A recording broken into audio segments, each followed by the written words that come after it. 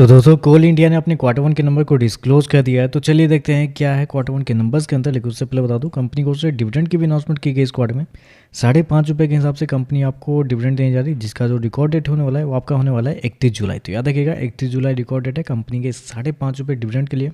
चलिए नंबर देखते हैं टाटा क्रोस में। तो देखिए पिछले क्वार्टर में कंपनी 46,490 करोड़ का डिविडेंड जनरेट की थी ऑपरेशन के थ्रू। पिछले साल 42,919 करोड़, जबकि अभी देखते हैं तो बढ़ के 46,254 करोड़ आपको जाता हुआ देखने को मिला। तो साल दर साल जाते हैं, साल से साल कंपनी के रेवेन्यू के अंदर लगभग 8% के आसपास का जंप आपको देखने को मिला है। जबकि क्वार्टरली बेस पे जाते हैं तो क्वार्टरली बेस पे कंपनी का रेवेन्यू लगभग फ्लैट के आसपास है, आधे % के आसपास की गिरावट है, तो उसको फ्लैट ही कहेंगे।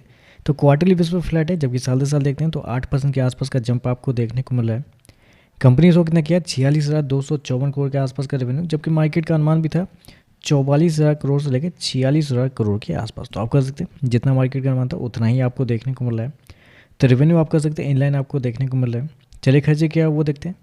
तो देखिए पिछले क्वार्टर में कंपनी 37,107 करोड़ खर्च की थी, पिछले साल 32,903 करोड़, जबकि अभी देखते हैं तो कंपनी खर्चे 36,816 करोड़ आपको जाता हुआ देखने को मिला है। तो खर्चे देखते हैं तो खर्चे काफ़ी ज़्यादा आपको देखने को मिले। रेवेन्यू आपका 8% के आसपास बढ़ता हुआ देखने को मिला है। खर्चे देखने के लिए आते हैं लगभग 13% के आसपास आपको बढ़ते हुए देखने को मिला। तो खर्चे काफ़ी ज़्यादा इस क्वार्टर में आपको देखने को मिला है। चलिए प्रॉफिट क्या निकलता है वो देखते हैं। तो देखिए पिछले क्वार्टर में कंपनी 10,907 करोड़ का प्रॉफिट था, पिछले साल 8,787 करोड़, जबकि अभी देखते हैं तो कंपनी का प्रॉफिट 8,849 करोड़ आपको जाता हुआ देखने को मिला। तो साल दर साल जाते हैं, साल दर साल कंपनी का प्रॉफिट लगभग फ्लैट के आसपास आपको देखने को मिला है। आधे % के आसपास का जंप है, उसको फ्लैट ही कहेंगे। तो साल दर साल कंपनी का प्रॉफिट फ्लैट है, जबकि क्वार्टरली बेस पर जाते हैं तो कंपनी के प्रॉफिट के अंदर गिरावट आपको देखने को मिल रही है।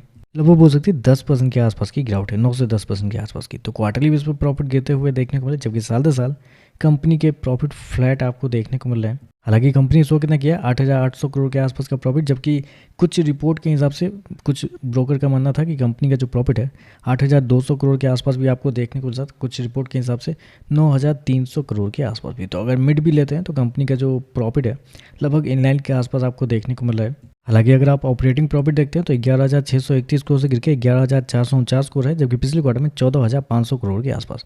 तो ऑपरेटिंग प्रॉफिट देखते हैं तो कमजोर आपको देखने को मिले, साल दर साल क्वार्टर दोनों आपको गिरते हुए देखने को मिले। चलिए कंपनी का मार्जिन क्या निकलता है वो देखते हैं। तो देखिए पिछले साल कंपनी का जो मार्जिन था वो था आपका 24.36% के आसपास।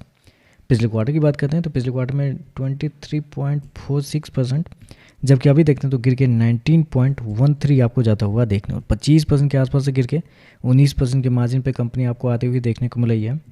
चलिए कंपनी का ईपीएस क्या निकलता है वो देखते हैं। तो देखिए पिछले क्वार्टर में कंपनी का जो ईपीएस था वो था आपका 17.5 के आसपास। पिछले साल देखते हैं लगभग 14.5, अभी देखते हैं तो अभी भी लगभग 14.5 के आसपास आपको देखने को मिला है। तो ओवरऑल देखा जाए तो नंबर कुछ खास नहीं है, इनलाइन के आसपास ही कंपनी के रेवेन्यू प्रॉफिट दोनों आपको देखने को मिले। लेकिन दिक्कत ये कि कोई ग्रोथ आपको नहीं दिखती देखने को मिला। 8% का रेवेन्यू ग्रोथ आपको साल दर साल है, क्वार्टरली फ्लैट है। ऑपरेटिंग प्रॉफिट देखते हैं तो साल दर साल क्वार्टर दोनों आपको गिरते हुए ही आपको देखने को मिला है। तो कुछ खास ग्रोथ आपको देखने को नहीं मिला है। बाकी देखते हैं मार्केट इस पर कैसे ये कहता है। वीडियो पसंद आए तो लाइक कीजिएगा, साथ में साथ चैनल को सब्सक्राइब जो कीजिएगा। धन्यवाद।